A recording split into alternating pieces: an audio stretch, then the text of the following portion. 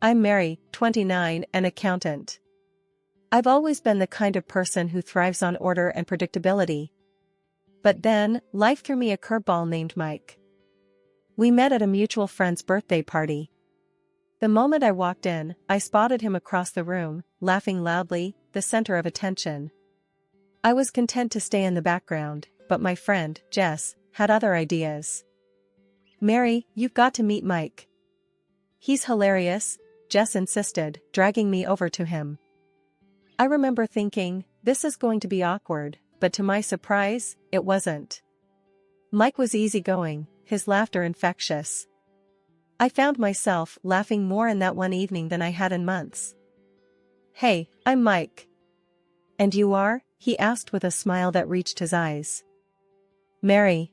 Nice to meet you," I replied, a bit more enthusiastically than I intended. He cracked a joke about accountants being party animals in disguise, and I couldn't help but laugh. We spent the rest of the evening chatting. He was into graphic design, loved indie music, and had a passion for cooking. I remember leaving the party feeling lighter, happier. Mike had this way of making everything seem fun and exciting. Over the next few weeks, we saw a lot of each other. He'd show up at my apartment with takeout from the newest restaurant in town or tickets to a concert. "Life's too short for routines, Mary. Gotta mix it up," he'd say.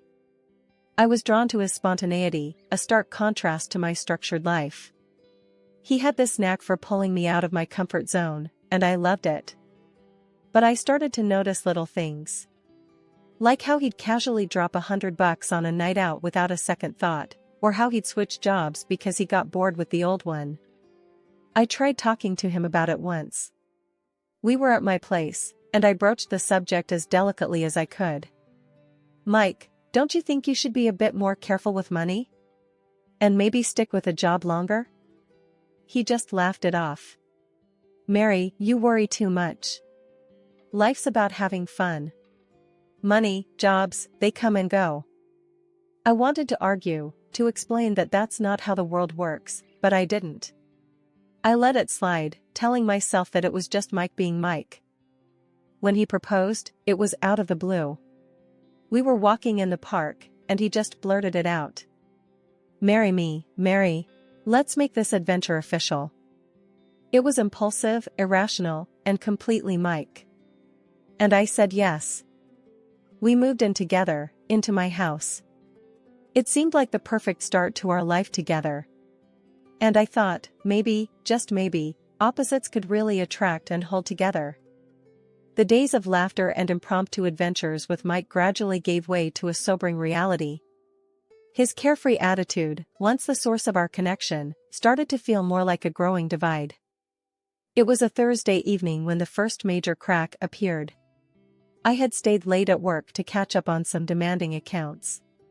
Tired and hungry, I arrived home, hoping for a quiet night. Instead, I walked into a scene that looked like the aftermath of a shopping spree. Bags from various stores were strewn across the living room, and there was Mike, lounging on the sofa with a self-satisfied grin. "Mary, you're home. Look at these deals I found today," he exclaimed, gesturing towards the bags. I dropped my keys on the table, feeling a knot tighten in my stomach. "Mike, we talked about this last week, about saving money and cutting down on unnecessary expenses." He shrugged, flipping through a magazine. "Yeah, but these were on sale. Besides, we needed some of these things." I picked up a receipt from one of the bags and felt my heart sink. "Needed? Mike, these are luxury items, not essentials. We have a budget for a reason." Mike looked up, his expression shifting from casual to defensive.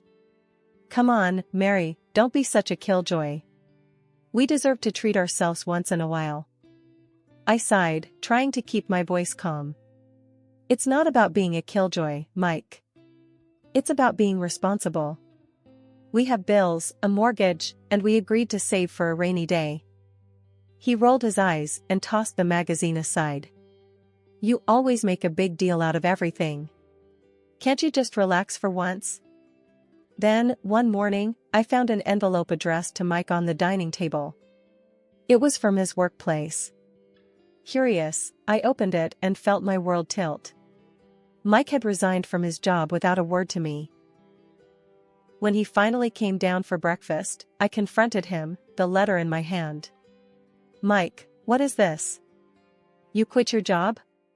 Why didn't you discuss it with me first?" He poured himself coffee, unfazed. "Yeah, I quit. That job was a dead end, Mary. I need something better, something that excites me. But how are we going to manage our expenses? We need 2 incomes, Mike." "You know this," I said, my voice rising with frustration. He shrugged, taking a sip of his coffee. "We'll figure it out. We always do. You need to stop worrying so much." "How can I not worry? We have financial commitments, Mike. This is not just about you or me, it's about us, our future," I argued, trying to make him see reason. Mike set down his cup with a thud. "I can't deal with this right now, Mary. You're suffocating me with all this talk about money and responsibility." I watched in disbelief as he walked away, leaving me standing in the kitchen, letter in hand, feeling more alone than ever.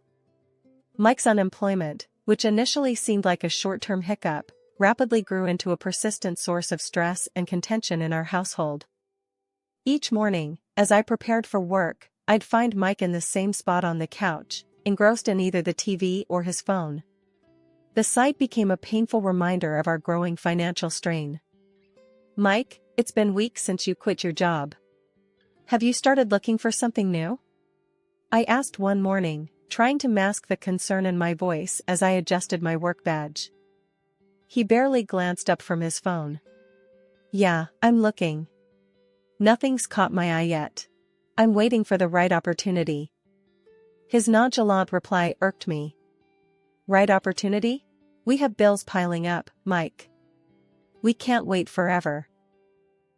He finally looked up, his expression a mix of annoyance and indifference. "Mary, you need to chill. I know what I'm doing. I'll find something soon." Days turned into weeks, and the situation at home remained unchanged. I began to take on extra hours at work to keep up with our financial obligations, my exhaustion growing with each passing day. One evening, I came home to an unexpected scene. The living room was littered with pizza boxes and empty beer cans. Mike was sprawled on the couch, snoring lightly. The TV blared in the background. "Mike," I called out, frustration evident in my tone. He stirred and blinked at me sleepily. "What's up?" he mumbled, rubbing his eyes. "What's up? Look at this mess. And dinner? Were you planning to cook tonight?" I asked, my patience wearing thin. He sat up, yawning. "Oh, I forgot. Got caught up with the game. Grab something on your way home next time." I felt a surge of anger. "I'm working extra hours to make ends meet, Mike. The least you could do is help around the house." He stood up, stretching lazily. "I didn't ask you to work extra. You're choosing to stress yourself out." The conversation escalated quickly. "Choosing to stress out? Mike, if I don't, how are we going to survive? You're sitting here doing nothing while I'm out there trying to keep us afloat." Mike's expression hardened. "I'm not doing nothing. I'm trying to find a job. You think I like being stuck at home? Trying? By sitting on the couch all day? You're not even trying, Mike. This isn't what I signed up for when we got married." I shot back, my voice tinged with both anger and sadness. Mike scoffed. "Well, sorry for not living up to your perfect standards, Mary. I didn't realize I married a nag." I was taken aback by his harsh words. "A nag? Is it too much to ask for a partner who contributes? I don't understand how you can be so relaxed about our situation." He grabbed his jacket, heading towards the door. "I need some air. I can't deal with this right now." The tension in our home had reached a boiling point. Every conversation with Mike about responsibility and our future ended in a heated argument, leaving a cold silence in its wake. I was tired, both physically from the extra hours at work and emotionally from the constant strain at home. One evening, as I sat at the kitchen table, sorting through bills and trying to make the numbers work, I realized something had to give. "Mike," I began, my voice steady but firm, "we need to talk. This can't go on any longer." He glanced up from his phone, his expression indifferent. "What now, Mary?" "It's about your job situation. Or rather, the lack of one. It's been months, Mike. We're sinking here, and you don't seem to care," I said, the frustration evident in my tone. Mike let out a heavy sigh. "Here we go again. Look, I'm trying, okay? You think I enjoy this? You think I like seeing you stressed all the time? Then do something about it. Find a job, any job. We need 2 incomes, Mike. We agreed on this when we got married," I shot back, my patience wearing thin. He stood up abruptly, his chair scraping loudly against the floor. "You think it's so easy, huh? Just snap my fingers and a job appears? You don't get it, Mary. The market's tough. I need something that suits me." "Something that suits you?" I repeated, incredulous. "We don't have the luxury of waiting for the perfect job, Mike. We have bills, a mortgage, responsibilities." Mike paced the room, running his hands through his hair. "I can't deal with this pressure, Mary. It's constant with you. Nag, nag, nag." I stood up, facing him. "This is not about nagging, Mike. This is about our life, our future. If you can't understand that, then maybe this isn't going to work." Mike stopped pacing, his eyes meeting mine. "What are you saying?" I took a deep breath. "I'm saying that if you don't find a job, if you don't start taking our situation seriously, then maybe we need to rethink this marriage." The words hung heavy in the air between us. Mike's face hardened, and for a moment, he said nothing. Then, without a word, he grabbed his jacket and stormed out, slamming the door behind him. I sat back down, my hands trembling slightly. I hadn't meant for it to come to this, but the endless cycle of arguments and indifference had worn me down. Days passed with no word from Mike. The silence was both a relief and a worry. Then, late one evening, my phone rang, jolting me out of my thoughts. It was the hospital. "Mrs. Smith? Your husband, Mike Smith, was brought in after an accident. He's stable, but he sustained some injuries." The news hit me like a punch to the stomach. I rushed to the hospital, my mind racing with worry and 1,000 unanswered questions. The sterile, impersonal atmosphere of the hospital was a sharp contrast to the emotional turmoil I was feeling. Sitting beside Mike's hospital bed, I watched him, his leg in a bulky cast, his face reflecting pain and vulnerability. It was a side of Mike I hadn't seen before, and it stirred a complex mix of emotions within me. As Mike's eyes fluttered open, he squinted at me, confusion giving way to realization. "Mary? You're here." His voice was weak, laden with a mix of guilt and relief. I forced a smile, trying to keep the conversation light. "Yeah, I'm here. How are you feeling?" He winced as he tried to adjust his position. "Like I've been run over." Which, I guess, isn't far from the truth. "What did the doctors say?" "They said you were lucky. The injury could have been worse. It's a severe fracture, and you'll need time to heal," I explained, watching his face for a reaction. Mike exhaled deeply, his eyes meeting mine. "Mary, I'm sorry. I've been such a fool, and now this," his voice trailed off. I sighed, feeling a wave of conflicting feelings. "Mike, we can sort through all that later. Right now, you need to focus on getting better." But he persisted, a hint of urgency in his tone. "No, I need to say this. I've been self-centered, and I've put you through so much. This accident, it's made me see things differently." I listened, unsure of how to respond. "I appreciate you saying that, Mike. But it's going to take more than words to fix what's been broken." He nodded solemnly. I know, and I want to make it right. I'll find a job as soon as I'm able. I'll help out more around the house, whatever it takes. The conversation was briefly interrupted by the nurse who came in to check on Mike's vitals. After she left, we resumed our talk. Mike, it's not just about the job or the housework. It's about us, our relationship. We've been drifting apart, and it's going to take effort to bridge that gap, I said, my voice steady but filled with emotion. He reached out, taking my hand. I know I've messed up, Mary. But this accident, lying here, all I could think about was you. How much you mean to me, and how I've taken you for granted. I felt a lump in my throat. His words were touching, yet I was cautious. I want to believe you, Mike. I really do. But we've had so many false starts. I need to see that you're serious about this change. The nurse returned, her cheerful demeanor a stark contrast to the heavy mood. We're going to start some mild physiotherapy soon. It'll be a journey, but you're in good hands. After she left, Mike looked at me, a newfound resolve in his eyes. I know it's going to be a long road, but I want you with me, Mary. If you're willing to give me that chance.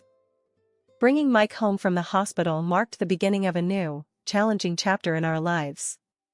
His broken leg meant he was confined to the bed or the couch, and his dependence on me for the simplest of tasks was a stark change from his previous self-reliance. The first few days were a flurry of adjusting to the new routine. I juggled my work commitments with playing nurse to Mike. One evening, after a particularly long day at work, I came home to find Mike glaring at the TV, a frown etched on his face. Mike, how are you feeling? Do you need anything? I asked, dropping my bag and kicking off my shoes. He turned his head, his expression sour. Where have you been? I've been calling out for help to get to the bathroom, and you were nowhere. I felt a twinge of guilt mixed with frustration. I had to stay late at work, Mike. You know my job is demanding. I can't just leave whenever I want. He scoffed. Well, maybe your job shouldn't be more important than your husband. As the days went on, Mike's demands grew. He wanted specific meals at specific times, his medication handed to him on the dot, and constant attention. If something wasn't to his liking, he made sure to voice his displeasure. One Saturday, I spent hours preparing his favorite dish, hoping it would lift his spirits. As I set the plate down in front of him, he looked at it and then up at me with disdain. This is what you made? It's too salty. Can't you do anything right? I felt my patience snap. Mike, I've been running around all day, trying to take care of you and keep up with everything else. A little appreciation wouldn't hurt. He sneered, pushing the plate away. Appreciation? For this? I'm stuck in this bed because of my leg, and all I ask is for a decent meal. I stood up, my hands trembling with anger. You know what, Mike? I'm not your servant. I'm your wife, and I deserve some respect. Mike's eyes flashed with anger. Respect? You want respect? How about respecting my condition? I'm the one who's suffering here. As I walked away to cool down, I realized that the man I was trying to help was becoming increasingly unrecognizable. The sweet, apologetic person I had seen in the hospital had vanished, replaced by someone who seemed to take pleasure in belittling me at every turn. That fateful day, I returned home from work earlier than usual. The house, usually quiet during these hours, echoed with an unfamiliar sound of laughter coming from Mike's room. My heart pounding, I tiptoed closer, a sense of dread growing with each step. Peering through the slightly open door, I saw Mike, animated and cheerful, chatting on the phone. Oh yeah, I've settled in quite well here, he said with a laugh. Mary doesn't have a clue. My breath caught in my throat. Who was he talking to? What was he talking about? A cold shiver ran down my spine as I processed his words.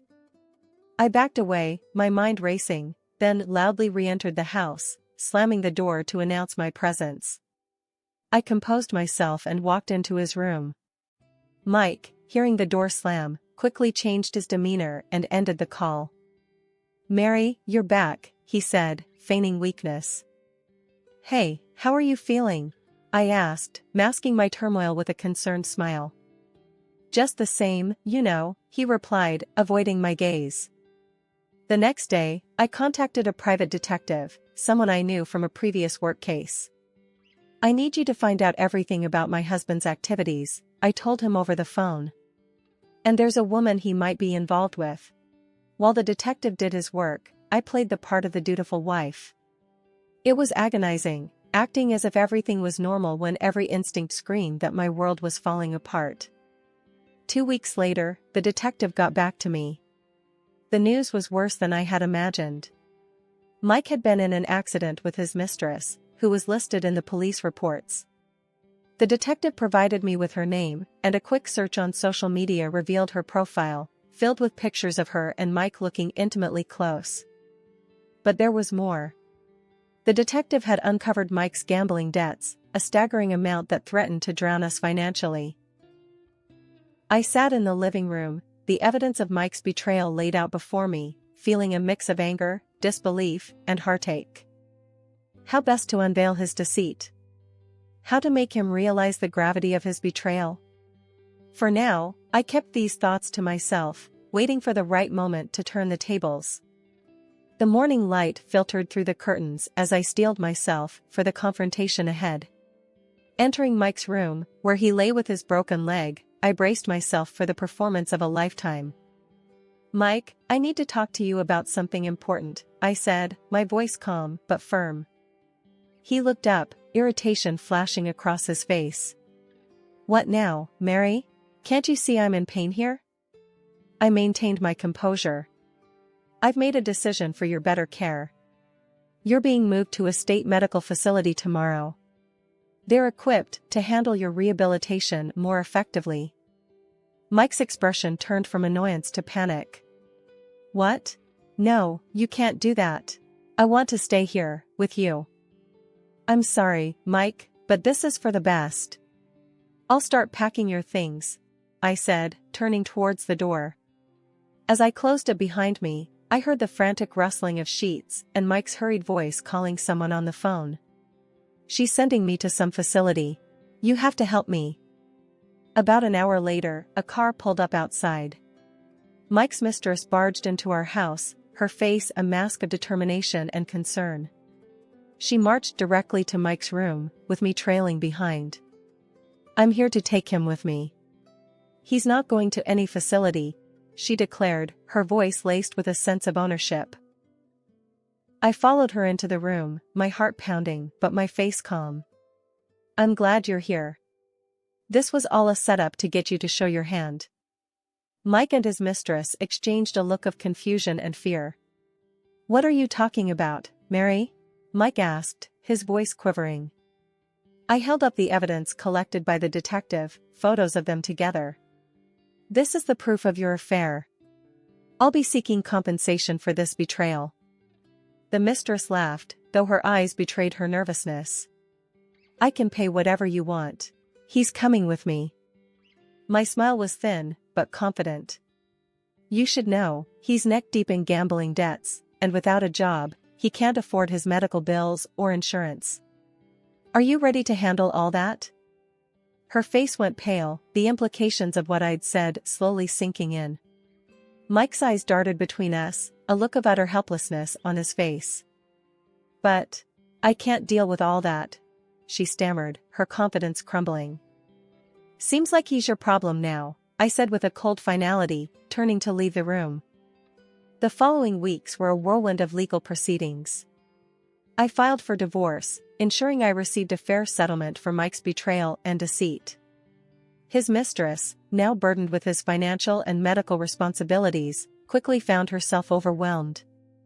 Rumors reached me over time about their strained relationship, riddled with arguments and financial woes. Mike's downfall was a tale of his own making, and his mistress was now ensnared in the web of consequences. As for me, I found solace in my newfound freedom and independence.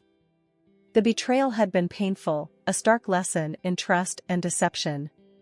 Yet, it also imparted a strength I never knew I had. I moved forward with my life, emboldened by my resilience and determined to find happiness on my own terms, free from the shadows of deceit and betrayal.